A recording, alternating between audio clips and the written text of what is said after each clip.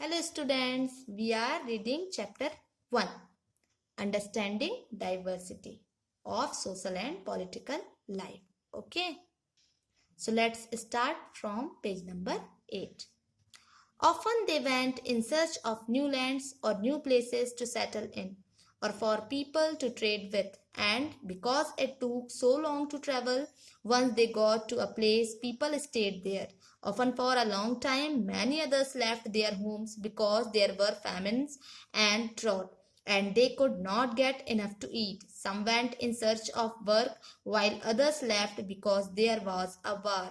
Sometimes, as they begin to make their homes in new places, people begin to change a little, and at other times, they manage to do things in the old ways. So, their languages, food, music, religions became a mix of the old and the new, and out of this intermixing of cultures came something new and different.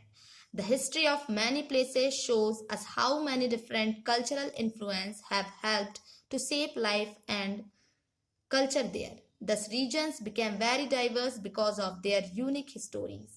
Similarly, diversity also comes about when people adapt their lives to the geographical area in which they live. For example, living near the sea is quite different from living in a mountainous area. Okay? तो हम diversity के बारे में पढ़ रहे थे, विविधता। और पहले के जो लोग होते थे वो एक जगह से दूसरी जगह पैदल ट्रैवल करते थे, ये तो पता है, ठीक है, शिप से, है ना, पैदल, ठीक है, कार्ट होते थे, कारावंश होते थे, उनसे क्या करते थे, ट्रैवल करते थे। तो पहले के लोग एक जगह ज्यादा लंबे दिनों तक टिक कर नहीं रहते थे एंशिएंट टाइम में। तो वो जो होते थे एक जगह से दूसरी जगह नए नए प्लेसेस में जाकर सेटल होते थे, ठीक है, वहां जाकर व्यापार करते थे। और अगर कोई जगह ज्यादा ही दूर है तो वो वहां पहुंच तो जाते थे, पर फिर वहां वो लंबे समय तक के लिए रहते थे, ठीक है, लंबे समय तक वहां रुक जाते थे। बहुत सारे लोगों को अपना घर छोड़कर दूसरी जगह जाना पड़ता था। किस वजह से? अकाल की वजह से, है ना, अनावृष्टि। अकाल मतलब जब बारिश नहीं होती, अनाज नहीं होता है, तो खाने की दिक्कत होती है, तो फिर वो लोग एक जगह से दूसरी जगह जाते थे, ठीक है, क्योंकि उनको पर्याप्त खाने को वहां नहीं मिल पाता था। कुछ लोग युद्ध की वजह से, वॉर की वजह से एक जगह से दूसरी जगह चले जाते थे, है ना। कई बार लोग क्या करते थे, अपना घर जो होता था नई नई प्लेसेस में बनाते थे, ठीक है। लोग जो थे अपने आप में परिवर्तन चाहते थे, ठीक है, चेंजेस चाहते थे। तो लोगों ने अपने आप में चेंज लाना स्टार्ट किया, नई नई जगह जाने लगे, नई नई चीजें सीखने लगे, ठीक है।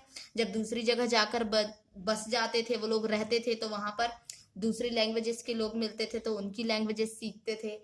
अलग तरीके का खाना मिलता था, म्यूजिक होता था, रिलीजियंस, धर्म होते थे, तो वो सबको अडेप्ट करते थे, ठीक है। और इस तरीके से ये सारी चीजें मिक्स हो जाती थी, उनकी पुरानी संस्कृतियां और जो दूसरी जगह की संस्कृतियां होती थी वो अलग, ठीक है, उनका कल्चर भी मिक्स हो जाता था, तो वो न्यू और ओल्ड मिलकर कुछ डिफरेंट ही बन जाता था, ठीक है। हिस्ट्री में ऐसे बहुत सारे प्लेसेस देखने को भी मिले हैं, ठीक है। बहुत सारे कल्चर जो हैं, रिलीजन्स जो हैं, वो इन्फ्लुएंस मीन्स प्रभावित हुए हैं, ठीक है। इसीलिए ये जो एरिया है इंडिया का, अलग अलग जो एरिया है, वहां पर विविधता पाई जाने लगी है, ठीक है। सिमिलरली डाइवर्सिटी जो है, और कहां से आई डाइवर्सिटी? लोगों ने अपने रहने का एरिया, ठीक है, भौगोलिक जो स्थिति थी उनकी, वो सारी चीजें भी उन लोगों ने चेंज करी। फॉर एग्जाम्पल कि जैसे लोग समंदर के किनारे जाकर रहने लगे, तो कुछ लोग माउंटेन के किनारे जाकर रहने लगे, ठीक है। जो समंदर के किनारे रहते थे उन लोगों ने अपना प्लेस चेंज किया, माउंटेन के किनारे अगर वो रहने लगे तो यहाँ की संस्कृति वहां की संस्कृति मिक्सचर हुई ना, तो इससे क्या हुआ, विविधता आई, ठीक है।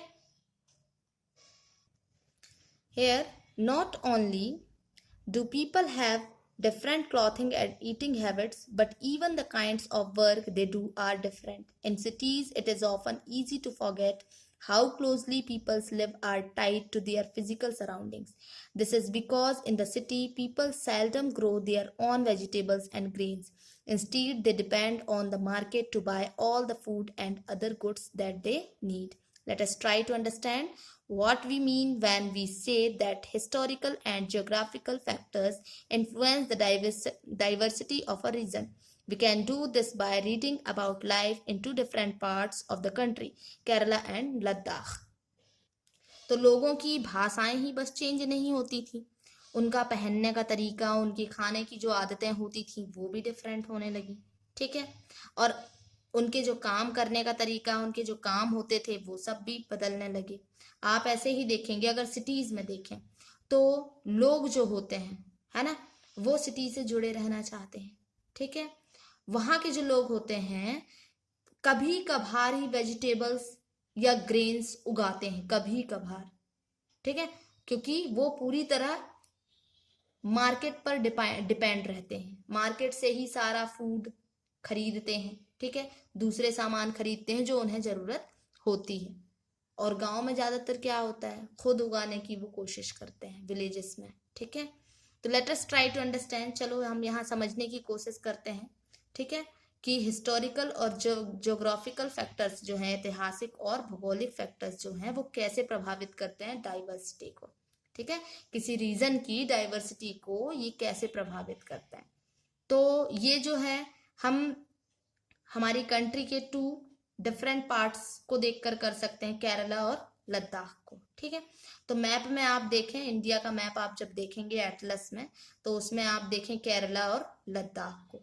ठीक है, तो वहां जब आप देखेंगे तो उसके बारे में आप नेट में भी पता कर सकते हैं कि वहां का फूड क्या है जो लोग खाते हैं लद्दाख एरिया का और केरल का, क्लॉथ्स क्या है जो वो पहनते हैं दोनों एरिया के, और वो वर्क क्या है जो वो करते हैं। तो this is for your homework. ठीक है, ये आपका होमवर्क है। Here you see, this is Ladakh, the dry barren landscape of the mountainous desert of Ladakh. See, desert, Ladakh में भी क्या है, डेजर्ट है।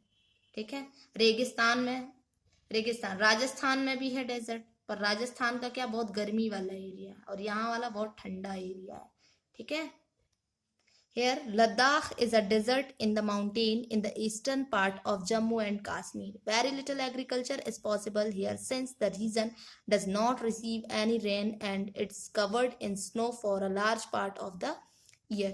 There are very few trees that can grow in the region. For drinking water, people depend on the melting snow during the summer months. People here keep sheep and goats. The goats in this region are special because they produce pashmina wool. This wool is prized and pashmina shawls cost a lot of money. The people in the Ladakh carefully collect the wool of the goats and sell this to traders from Kashmir. Pashmina shawls are chiefly woven in Kashmir. The people eat meat and milk products like cheese and butter. Each family owns some goats, cows, and dejos means yak cows. Being a desert did not mean that Ladakh did not attract its share of traders. It was considered a good trade route as it had many passes through which caravans traveled to what is today called Tibet. These caravans carried textile and spices, raw silk and carpets. तो यहाँ लद्दाख की बात की जा रही है कि लद्दाख क्या है, एक डेजर्ट है। ठीक है, इस जो कि जम्मू कश्मीर के ईस्टर्न पार्ट पर है, माउंटेनियस। ठीक है, माउंटेनियस एरिया है और डेजर्ट है। ठीक है, लद्दाख एक डेजर्ट है। यहाँ पर खेती जो है, एग्रीकल्चर बहुत कम पॉसिबल नहीं है, यहाँ पर बहुत कम हो पाती है, अगर होती भी है। क्यों? क्योंकि यहाँ बारिश नहीं होती है ज्यादा। ठीक है, यहाँ बारिश नहीं होती है। क्यों? क्योंकि यहाँ पर बहुत कम होती है और यहाँ पर ज्यादातर क्या होता है, स्नो। इसका जो बड़ा लद्दाख का जो बड़ा पार्ट, लार्ज पार्ट है, वो बर्फ से ढका रहता है। ठीक है, और यहाँ पानी, पीने का जो पानी होता है, वो भी लोग जब स्नो क्या होती है, पिघलती है, तो उस पर डिपेंड होते हैं। उस पिघली हुई स्नो को ये लोग पीने के लिए यूज में लेते हैं, और वो भी कब पिघलती, समर मंथ में। ठीक है, तो यहाँ जो लोग हैं वो शीप रखते हैं, गॉट्स रखते हैं, पालते हैं। ठीक है, तो इस रीजन के जो लोग हैं, स्पेशल, इधर की जो गॉड्स हैं वो स्पेशल हैं। क्यों? क्योंकि ये पश्मीना वूल प्रोड्यूस करती हैं, ठीक है, जो कि बहुत महंगी होती है। ओके, पश्मीना की सॉल बनाई जाती हैं और वो बहुत महंगी बेची जाती हैं। तो लद्दाख के जो लोग हैं वो बहुत केयरफुली इस वूल को कलेक्ट करते हैं और इसको कश्मीर के जो व्यापारी होते हैं उनको बेचते हैं, ठीक है। तो वहां पर कश्मीर में ही पश्मीना की सॉल बनाई जाती हैं। यहाँ के जो लोग हैं, लद्दाख के जो लोग हैं, मीट खाते हैं और मिल्क प्रोडक्ट जैसे चीज और बटर वगैरह खाते हैं। यहाँ की जो प्रत्येक फैमिली है, सभी फैमिलीज के पास गॉट्स मिलेंगी, काउस मिलेंगी, याक मिलेंगे, ठीक है। अब ये लोग डेजर्ट में रहते हैं, इसका मतलब ये नहीं है कि लद्दाख जो है अच्छा प्लेस नहीं है बिजनेस के लिए, ठीक है, ट्रेडर्स के लिए, व्यापारियों के लिए ये है अच्छा। ऐसा समझा जाता है कि यहाँ गुड ट्रेड रूट है, मतलब अच्छा व्यापारिक रास्ता है। यहाँ से जो चीजें हैं वो कहाँ पर, कारावन से भेजी जाती हैं।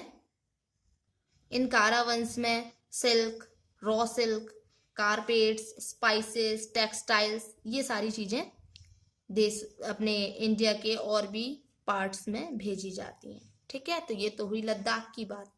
तो आज इतना ही, कल पढ़ेंगे हम केरल के बारे में। ओके।